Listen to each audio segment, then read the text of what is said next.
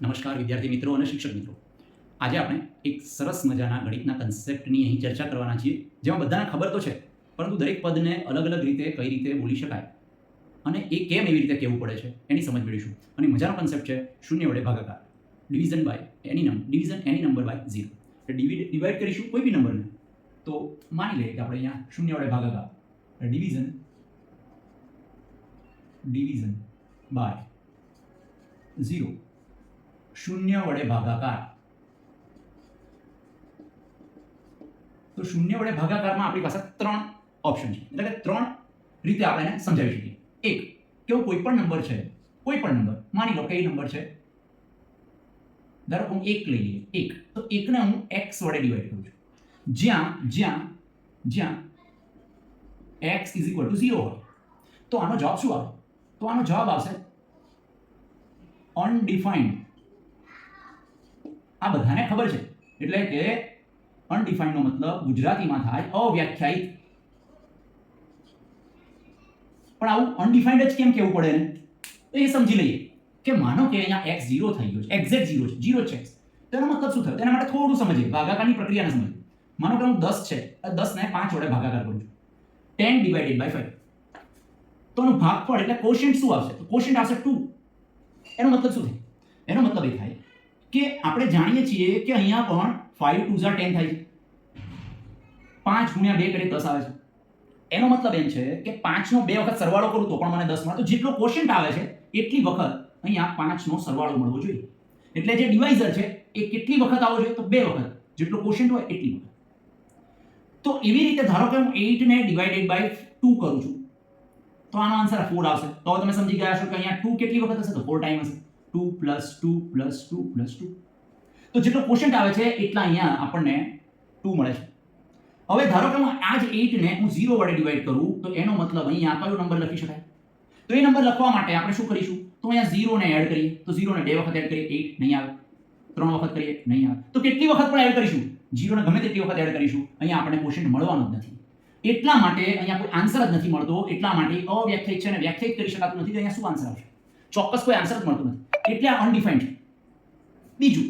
બીજું શું મળે આપણને? તો બીજો ઓપ્શન શું છે કે 1/x, જ્યાં x ક્લોઝ ટુ 0, x લિમિટમાં વાત કરીએ તો x ટેન્ડ્સ ટુ 0.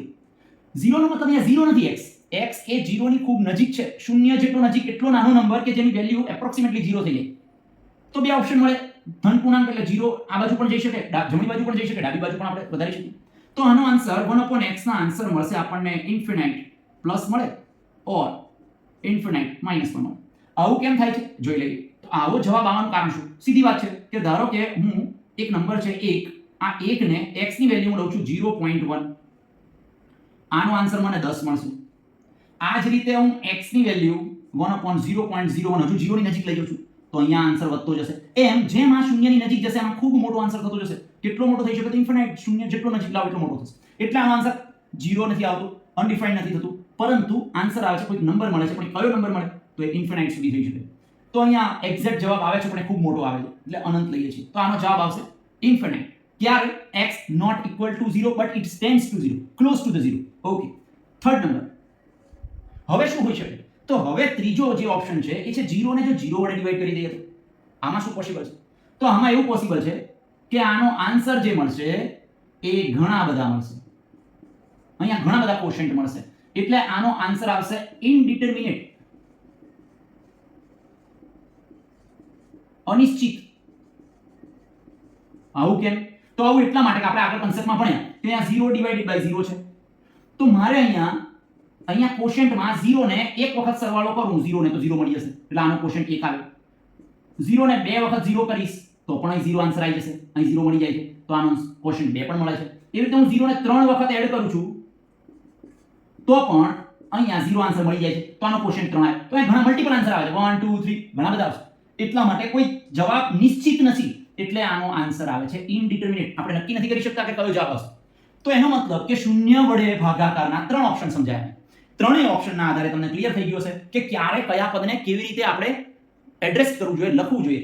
તો 1/x = 0, x = 0 હોય તો અનડિફાઇન્ડ રહેશે. જો 0 ની નજીક હોય તો ઇન્ફિનાઇટ રહેશે અને 0 ને 0 વડે ડિવાઈડ કરીશું તો અનિશ્ચિત ઇનડિટર્મિનેટ કહેવાશે એને. તો આ ત્રણ વસ્તુ યાદ રાખવાની જરૂર છે. હવે તમારે એક આના આધારે એક પ્રશ્નનો જવાબ આપવાનો છે. એ છે કે 0 ની 0 ઘાત હોય તો શું જવાબ આપે. એ જવાબ આ ત્રણેય કન્સેપ્ટનો યુઝ કરીને તમારે મને જવાબ આપવાનો છે. કમેન્ટ કરજો આનો જવાબ, વિડિયોને કમેન્ટ કરજો. વિડિયોની અંદર કમેન્ટમાં તમને મારી YouTube જે છે એની લિંક મળી જશે, YouTube ચેનલ સાથે મારી Facebook આઈડી છે એને ફોલો કરજો, Instagram આઈડી છે એને પણ ફોલો કરજો. તો આવા પ્રકારના કન્સેપ્ટ બેઝ વિડિયો તમને મળી જશે. અને સાથે આપણે હવે થોડાક સમયની અંદર નજીકમાં YouTube ઉપર ફ્રી 9th અને 10th ના ક્લાસ શરૂ કરી રહ્યા છીએ. જે પણ વિદ્યાર્થીઓને 9 અને 10th ની અંદર કન્સેપ્ટ બેઝડ મેથ્સ શીખવું હોય તો તમે આ YouTube ચેનલ અહીંયા જે કમેન્ટમાં લિંક કરેલી હશે એને ફોલો કરી લેજો. જ્યારે પણ આપણે શરૂ કરીશું ત્યારે તમને જણાવીશું. ખૂબ ખૂબ આભાર.